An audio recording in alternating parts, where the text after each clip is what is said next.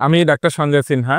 আমি হাঁটু ও অর্থোপেডিক বিষয়ে বিশেষজ্ঞ সার্জন। আজকে যে বিষয়টি আলাপ করব সেটি হচ্ছে ক্যালসিয়াম এবং ভিটামিন ডি হাড়ের গঠন এবং জয়েন্টের গঠনে এর উপকারিতা। ক্যালসিয়াম আপনার হাড়ের যে প্রধান মিনারেল সেটি হচ্ছে ক্যালসিয়াম। আপনার ক্যালসিয়ামের মাধ্যমেই হাড়টি আসলে তৈরি হয়। ক্যালসিয়াম হচ্ছে মিনারেলের গঠনের প্রধান উপাদান। সুতরাং আপনি ক্যালসিয়াম হাড়টির গঠনে আপনার সহায়তা করে। ক্যালসিয়াম আপনার জয়েন্টের গঠনেও আপনার সহায়তা করে। ক্যালসিয়াম আপনি কি করে? ক্যালসিয়াম হাড়টিটা পুরো তৈরি করতে আপনার সহায়তা করে। এরপর আসি আমরা ভিটামিন ডি।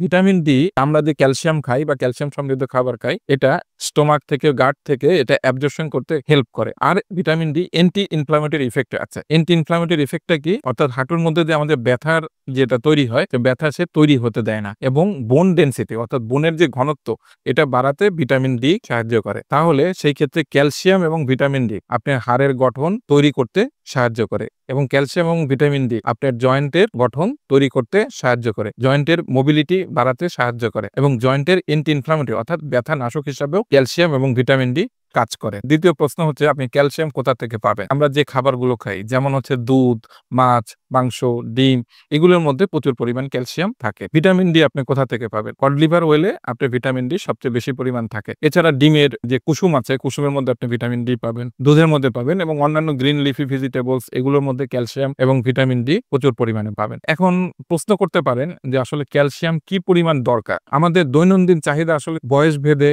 ওজন ভেদে এবং প্রয়োজন ভেদে আমাদের ডেইলি ক্যালসিয়ামের প্রয়োজন 1200 থেকে 1500 মিলিগ্রাম পর্যন্ত এবং ভিটামিন ডির প্রয়োজন 600 ইন্টারন্যাশনাল ইউনিট থেকে 800 ইন্টারন্যাশনাল ইউনিট পর্যন্ত। এখন আমরা যত খাবারই খাই, যেমন ধরেন আপনার 100 ml একটি দুধ খান, নরমাল যে দুধ আমরা খাই সেই দুধে আপনি কতটুকু পরিমাণ আপনি ক্যালসিয়াম পেতে পারেন? 100 ml যদি আপনি দুধ খান তাহলে আপনি এখানে 100 থেকে 120 মিলিগ্রাম আপনি ক্যালসিয়াম পাবেন। এবং যদি বলে এখানে আপনি ভিটামিন ডি কত পরিমাণ পেতে পারেন, ভিটামিন ডি এর মাত্রা অনেক কম থাকে, আপনি 50 মতো হয়তো পেতে পারেন। অবস্থা ভেদে এটা ভিন্ন হতে পারে।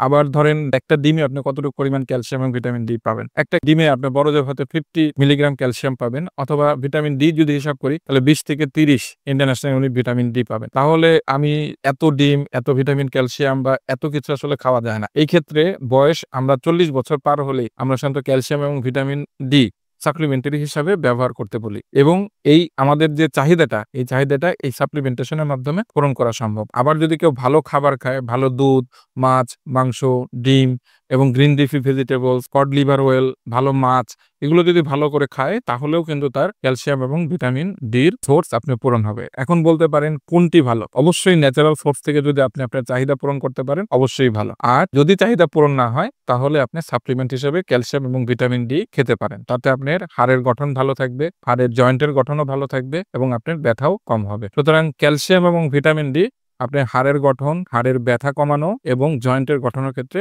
অত্যন্ত উপকারী। যদি এটি খাবারের মাধ্যমে আপনারা গ্রহণ করে ভালো থাকতে পারেন, আপনার প্রয়োজন মেটাতে পারেন তাহলে সবচেয়ে ভালো। যদি না পারেন তাহলে আফটার 40 অবশ্যই আপনি ক্যালসিয়াম এবং ভিটামিন ডি খাবেন। বিফোর 40ও প্রয়োজন হলে আপনাকে খেতে হবে। সবাই ভালো থাকবেন, সুস্থ থাকবেন।